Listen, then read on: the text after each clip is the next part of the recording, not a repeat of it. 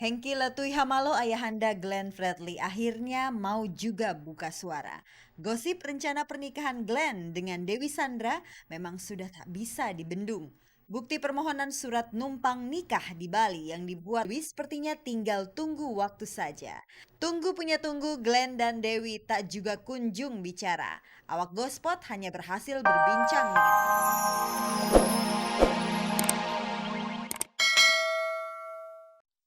Selamat pagi pemirsa, selamat bergabung kembali di Gospot. Saya Nela Ana akan menghantarkan gosip-gosip serta berita-berita pilihan dari kalangan selebriti untuk Anda. Tidak ada yang ditambahi, tidak ada yang dikurangi, dan tidak ada yang memanas-manasi. Seperti biasa, jangan lupa pemirsa ada kuis berhadiah 3 juta rupiah untuk 3 orang pemenang. Kalau Anda mau hadiahnya, jawab pertanyaan kuisnya.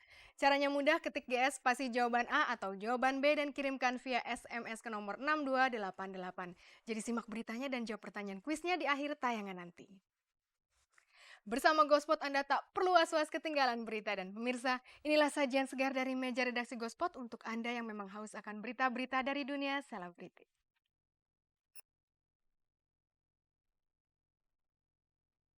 Ayahanda Glenn Fredly bicara soal rencana pernikahan Glenn dan Dewi Sandra. Reza Artamevia menjawab soal isu penyalahgunaan narkoba di Padepokan Brajamusti. Dalam film Ruang, Luna Maya terlibat cinta lokasi segitiga. Beja dan pacar barunya akan menikah. Konser Lionel Richie berjalan lancar. Sahrul Gunawan dan Saskia punya prinsip sama dalam berpacaran.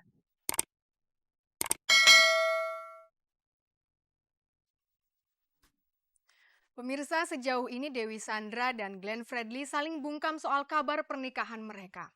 Semuanya pasang aksi tutup mulut tidak terkecuali ayahanda Glenn, Hengky Letui Hamalo. Namun secara mengejutkan, kemarin malam ayahanda Glenn berubah pikiran. Ia angkat bicara soal rencana pernikahan Glenn dan Dewi. Hengky merasa keberatan jika anaknya terus-menerus disebut sebagai perusak rumah tangga orang. Menurutnya, Dewi dan Glenn berpacaran setelah Dewi menyandang status janda Surya Saputra. Ini dia penuturannya. Hengky Letui Hamalo ayahanda Glenn Fredly akhirnya mau juga buka suara. Gosip rencana pernikahan Glenn dengan Dewi Sandra memang sudah tak bisa dibendung.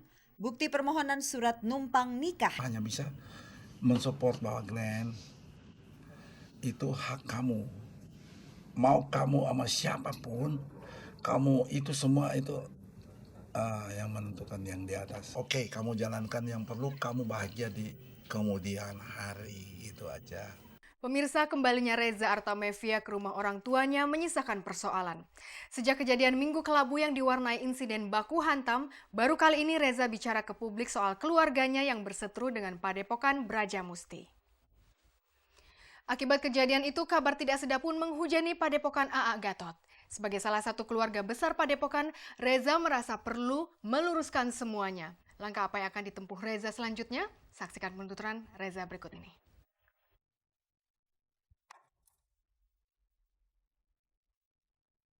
Reza Artamevia tak tahan juga untuk menangkis semua kabar buruk yang menyangkut dirinya dengan Padepokan Brajamusti. Ada banyak hal yang merisaukan Reza, terutama terbitnya berita tentang perseteruan antara keluarga Reza dengan Padepokan Brajamusti. Kabar ini muncul setelah Reza dijemput paksa oleh keluarganya dari Padepokan Brajamusti, Kemang, Jakarta Selatan. Sangatlah tidak benar apabila disebutkan oleh pihak manapun juga bahwa telah terjadi perseteruan antara keluarga saya dengan Padepokan Brajamusti.